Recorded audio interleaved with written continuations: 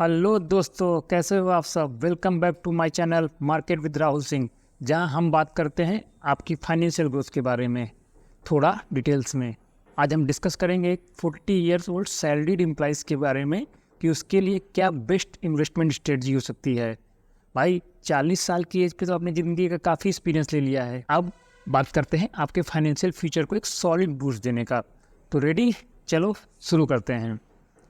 तो first step हमारा क्या हो सकता है, जैसे कि हमने काफ़ी बार बात किया है आप लोगों से कि फर्स्ट स्टेप है इमरजेंसी फंड। तो ये इमरजेंसी फंड है, जितना ज़रूरी है उतना एम्फसाइज भी करना पड़ेगा। इमरजेंसी फंड 40 साल की एज में आपको रिस्पॉन्सिबिलिटी शायद पहले से भी ज़्यादा बढ़ गई होंगी। अब आपके पास आपकी फैमिली होगी, आपके बच्चे होंगे, आपके पेरेंट्स भी हो सकते हैं। तो इसके लिए क्या करना है आपको, इसके लिए आपके पास 6 से 9 महीने का जो खर्चा आपका है, लिविंग एक्सपेंसेस जो है, उतने के बराबर की सेविंग होनी चाहिए।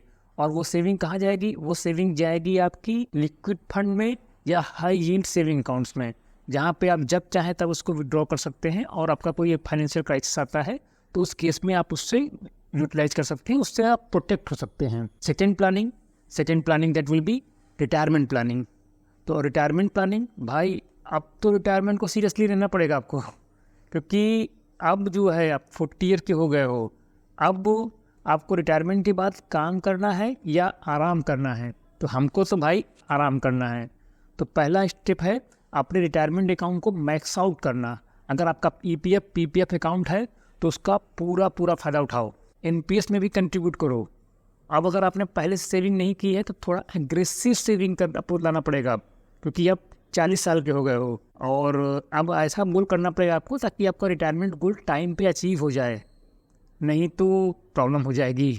तो कोई रिग्रेट मत करना, आप अभी एक्शन लो, तुरंत एक्शन लो। अब बातें करते हैं, आपका पोर्टफोलियो जो है वो थोड़ा सा डाइवर्सिफाइड होना चाहिए। अभी तक बहुत अग्रेसिव थे तो कोई बात नहीं, आप थोड़ा सा बैलेंस वे में आपको चलना चाहिए पड़ेगा। और आपके जो पोर्टफोलियो है उसको 50-60% आपको देना है इक्विटी को, एंड 30-40% जो है उसको डेब्ट में डाल सकते हो, बॉन्ड में डाल सकते हो। इनमें डालने से क्या होगा कि आपके पोर्टफोलियो को थोड़ी सी स्टेबिलिटी मिलेगी। It will not roller coaster, थोड़ा सा स्टेबल रहेगा। और आप अपने 10 से 15% जो पैसा है उसको आप रियल इस्टेट या रीट्स में भी लगा सकते हो, सो दैट आपका जो पोर्टफोलियो रहेगा वो वेल राउंडेड रहेगा। अब नेक्स्ट पार्ट है insurance and protection. Insurance and protection की बात करें तो ये आपका हेल्थ इंश्योरेंस जो है सबसे पहली चीज़ है, वो मस्ट है। आप हेल्थ इंश्योरेंस को अब लाइटली नहीं ले सकते हो, क्योंकि अब आपका हेल्थ धीरे धीरे डिटोरिएट होगा। आप हेल्थ इंश्योरेंस ले भी लिया है तो उसमें क्रिटिकल इलनेस कवर और डिसेबिलिटी इंश्योरेंस भी ऐड करो। लाइफ इंश्योरेंस तो बिल्कुल नहीं भूलना है भाई, वो बिल्कुल मैंडेटरी है, स्पेशली अगर आपके डिपेंडेंट्स हैं तो।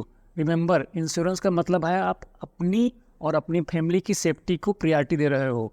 So don't skip this. Next step है किड्स एजुकेशन फंड। अगर आपके बच्चे हैं तो उनकी एजुकेशन के लिए भी प्लान करना बहुत इम्पॉर्टेंट है। अगर आपने अभी तक स्टार्ट नहीं किया है तो अभी शुरू करो। अपने बच्चे के लिए आप अलग से इंडेक्स फंड में इन्वेस्ट कर दो, तो ताकि बच्चे जो कॉलेज के ड्रीम्स हों उनको पूरा कर सकें। आप अपने बच्चों को बेस्ट एजुकेशन देना चाहते हो ना, बेस्ट एजुकेशन, तो ये फंड अभी से बिल्ड करना शुरू कर दो। नेक्स्ट स्टेप क्या करना है, नेक्स्ट स्टेप आपको करना है डेब्ट मैनेजमेंट, मतलब कर्जे से मुक्ति। अब आप 40 साल के हो गए हो तो ये बहुत ही इंपॉर्टेंट हो जाता है कि आपका डेब्ट मैनेजमेंट। अगर आप अभी तक हाई इंटरेस्ट डेब्ट से परेशान हो, जैसे कि क्रेडिट कार्ड या पर्सनल लोन, तो अब आपका टाइम आ गया है उन्हें क्लियर करने का। हाई इंटरेस्ट डेब्ट का एक ही सोल्यूशन है, get rid of it as soon as possible. So उसके बाद लो इन्वेस्टमेंट डेब्ट जैसे होम लोन्स या कार लोन्स को सिस्टमेटिकली मैनेज करना है। डेब्ट फ्री होने का एक फाइनेंशियल फ्रीडम का एक रास्ता है, और ये फाइनेंशियल फ्रीडम सबको पसंद है। नेक्स्ट ऑप्शन आपका पास आता है टैक्स इफिशिएंट इन्वेस्टिंग। आप जो भी इन्वेस्टमेंट कर रहे हैं उसमें ये टैक्स जो इफिशिएंसी, इसको मत भूलिएगा। 40 साल की एज में आप टैक्स इफिशिएंसी पर ज़्यादा फोकस करो। जितना टैक्स बचाओगे उतना ज़्यादा इन्वेस्ट कर सकते हो। ईपीएफ, एनपीएस और tax efficient fund like ELSS fund में इन्वेस्ट कर सकते हो। ये स्मार्ट मूव्स आपको रिटर्न को मैक्सिमाइज करेंगे और टैक्स लाइबिलिटीज को मिनिमाइज। टैक्स के मामले में स्मार्ट बनो, क्योंकि ये पैसा आपके फ्यूचर में काम आएगा। नेक्स्ट स्टेप आपको करना है regular contribution and rebalancing. Regular contribution and rebalancing अब और भी क्रूशल है। रेगुलर इन्वेस्ट करो, चाहे मार्केट ऊपर जाए चाहे मार्केट नीचे आए। अपने पोर्टफोलियो को हर साल रीबैलेंस करो ताकि आपका रिस्क एपेटाइट के हिसाब से इन्वेस्टमेंट अलाइंड रहे। रीबैलेंस से आप अपने इन्वेस्टमेंट को टाइम के साथ अपडेट रखोगे। It's like giving your portfolio yearly health checkup. Next step करना है लॉन्ग टर्म गोल्स। बात करते हैं लॉन्ग टर्म गोल्स की। 40 के बाद ज़िंदगी में जो गोल्स है ना वो और भी क्लियर हो जाते हैं। लाइक घर लेना, रिटायरमेंट का प्लान बनाना, किड्स की शादी या वर्क जो भी हो उसके लिए प्लान करो। अलग अलग गोल्स के लिए अलग अलग सेविंग और इन्वेस्टमेंट रखना जरूरी है। अगर गोल 5 से 10 लाख का है तो मीडियम रिस्क इन्वेस्टमेंट करो, और अगर गोल आपका लॉन्ग टर्म का है तो इक्विटीज में एग्रेसिव हो जाओ। गोल बेस्ड इन्वेस्टिंग से आप अपने ड्रीम्स को सिस्टमेटिकली अचीव कर सकते हो। लास्ट स्टेप है कंटिन्यूअस लर्निंग। कंटिन्यूअस लर्निंग कभी स्टॉप मत करो। 40 के बाद भी दुनिया बदल रही है, मार्केट बदल रहा है और आपको अपने आप को अपडेट रखना है। न्यू फाइनेंशियल प्रोडक्ट्स क्या हैं, टैक्स लॉ क्या हैं, इन्वेस्टमेंट स्ट्रेटजीज क्या हैं, इन सब के बारे में सीखते रहो। फाइनेंशियल लिटरेसी एक जर्नी है और जितना सीखोगे उतना ही कॉन्फिडेंस और सक्सेसफुल बनोगे। That's all. तो दोस्तों ये थी एक detail investment strategy for a 40-year-old salaried employees.